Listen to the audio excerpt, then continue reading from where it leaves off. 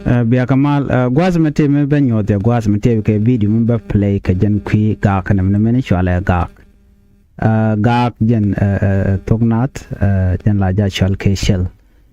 bia video me bia gwich no shidamanda ne explain ka do badan de kona linga je ngum lot gaga no bana je linga je ka do badan la je ke ko very important gweje no de kon dial te ngitin ko union to ngwan kwi konta dan te ke je ki ngu la kona lar no jene dung cɛytɛn dungu ka everything la kona lar no no so ka yo de wimon so chan story mandan chalat gwada chan jam linkele no mi jelo do wala ci jen lodde bu ko ko men yo okay mi dong te mi gujino dong de correct en chan je linkel ka do badan chalat ke jang walɛ chaben ko che ko bana balat kana mo bunga Nuer la wo ke gaga me e shetan kira me ti gaga mo la wo re ta kana ko me da che mi chu ne gaga ne katet bi ne kan ti ko da ci re la bi an wala go bi ya fa fi ma ya lo gaga bi ya ga yo ka tok de la gag konwari okay michi kon gwich kimi chali shelo ena gaak michi kon en karan chede men jala la kona laro na me dungo ka ke la dung teda ke jewal gog ban ke jewal ne kon tin lat ke wal tin nakna engine mo me ay chak ne lo romi jen gaak ba gujino jiram kel kan tin kon tin la jewal so dol ne mon ke je ka kan wari dol medit shana jamelin kel be nyok go wa ko ti dial tin kon de te ka da lazim man kan ka kwi gaga na me gaga me te ka bomb dit gaga me te wimon kon kap look chiro kon te girane no wimon me da me te na kan yo tin be a wichin ga na da yo mikile me yin gaga me e je yi de la te kana me da wimon ka yo fa min cham pe de ne di cha ka de ajen vome la taka Afrika Kenya akan yote la kana gamani akan de la kana ka Benin mine ne ramisha miara ta mila isle ni de ko de na la isle de ko la ka de ga ba ajen yi de la kana wi Kenya to ga China ke 13th century and century mi shawala ke je ta shara mi ta kon ne ti da katwe da first century ti to ka 2000 mu ka 2000 wana da na bala ki 2 century ba ro mu da diyan ni ba ri ni diyan ti do ro ta to ni ji ti mo ta so commission mo a je ni go ro ba la je wa ka shara pa ni ju te Africa ni te ka ba jok la chan de Kwasame kan na wani am ga kishum sediment je kon ling na wan ga to ka kon wari chit ke siang dan de kon gwi ke ja kan kon ma ngajala to given story na me kwaja of course ga kishum jen lalat kenu je ke ja maybe ka tol la kona cholan tolomo e tolmo di de long la ke chair kier ke chair year ki bal lar no tola di mo te year to la te year e jena la pin bala ja wube jen god dan teten ka shell ke ga ke chomo jena mala jiga ka kan tinchal ke chom no ku kon lalle we la ja kam karar ke je ko la extract ni jala kamera argum no den ba ko le ben use na ala jen ala tok e balang ke gwaye do kan ere wan quick kan no ngum lo de ke ngum le arode so der gwande ko nga of course ka gotin challenge gwadum wajen ka gwade da na wa yo che men challenge lo yot ka jela yo a very expensive ke take ko mudid do no dal kon ka je men yishu dal kon ka je wan chana we nyamten nyam chang ka je ne ti ta kwa merewde chang ka je woje wang mi je masalan che mi te tsat mi de le ka do ko che ji ga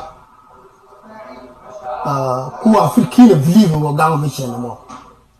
anyo te ka bang ajen chi an da me la chang ka je ka to mu bana na ka to mi di mi tin le je no ajen te ka na me da me na ka je ngoda kana ne ger Europe ka gri de na me chale silver shil ga me de la tekana wi mo ka je ne la vum ka ji Africa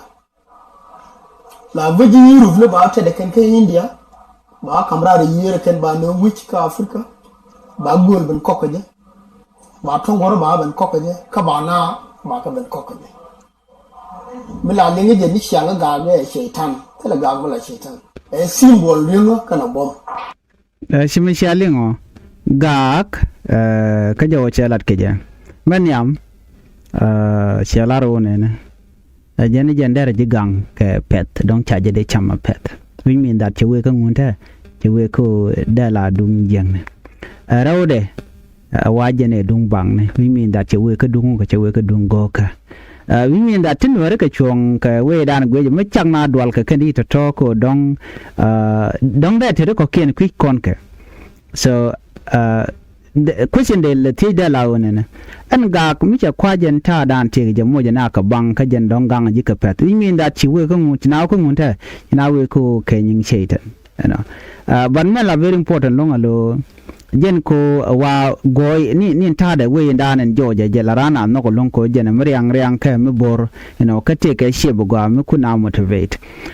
lo bume mi jen ta me dan e commission en ka me go dere luel ko ta me dan ka taila na treat ka je mi shi me go ran chinen la muji ka me go da dien no mi chi tadarin so bi je treat ka je na money so don ga chi me chalat go da la ko ra ga long no de ga go de je ni luel da ka gwa se dan ko da mi te ka ya ka tele use the and the treat kam do dien mi ku yena so don da la jen dan ku indian la kan kula tet ba je kul bu kam ne ko kenan ko ne ka da ne ba kul luel lo trading ne je non chana ling nyok ke le fule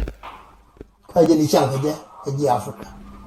kame me fang ke jambo je no ne chu Africa chu ti no ko wun won ke le be da kana tongora ka mo mo ya mineral tu la ko ka ji Africa ba ka ban ko ka je chu kingdom tu wan chu ko mo ke yang mudi ko mo ke tel mudi mo ne me chu European chu ko char ko ba gere me che no mo chu kan chu gere ke girije kula laba wala cha kula bangere ke yori alto kula laba ko ya gwa wo bira lo do ran hede gwa ga me tele cɛytɛn ma tin symbol ringa kana bom me dan cha jagaran tra ma jagge mi she jin ko ke ga yene de tel gwa di jagge so she do la symbol dum buma kana riam ke ko tele ga mula cɛytɛn tin diaal la lak ka kon so goro bana resenti go bana ka ngaje ni tin chanke do wala gondo no kon lot ke no rete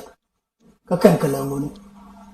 no mo jene goro ba balla wi dur wala biya ban ngaje ga me tele metetin goy shedama nan shela de go along man dwal kon ke je long kon were jana dwal kon ko ne de kon shanga je dawran kon were de ko lar no ke go goy kan were mi chanke gong ni siang ki gogo mo chin war ja goru no der weten so dong da la jenda na dwal ka kon nyok men benang la dung education ka gwadu me kada mandan men chalat gwasme a very correct long anu gaak cha ko na dung yone alo la ja trade ki la ja kwake mi mo ne tu wan kwai ke jenu gaage yo so ne me mu gwalong kamanda nan chalat gwas de kon ngaje no di gaage chang chile nen kara na run no shi bu guje no je ne mi je de ne chang du no mi chang ga je gu mi chang no malaka lakan mala logo long ma gaage me ki shum me ne mi chang ga je ra ma ke no te ka wal le de jang were de lan wala kan dwal ko de kan le yu so no lo kan mi jeng mi cham mu gwa chala wala lam do di ne ra mi je mi le ti chori en lot lan wala kare na barten dong da la jen do badana dong bar ko dan ke je ke o chikon gaag de guje no mo gwa so from now on even me I think I will wear one ko shila no dong she dung adeka she dung cɛytɛn nun tan yen lokon ko la wan me dung cɛytɛn ke nen kon che ji cɛytɛn la kan karok mang na ken let kan getene ken everything so la na yo adwala no ko cha jena tam kina wen ken le bu kon din ngaje no tan titini chike nyingong ne duno cha ga yar nga go gwa ajendan en gode nya kon kel ani chilo da ted bolong ka jenda mandan en cheraj me chejela de gwa en wer ka wonyam good story gwa bye bye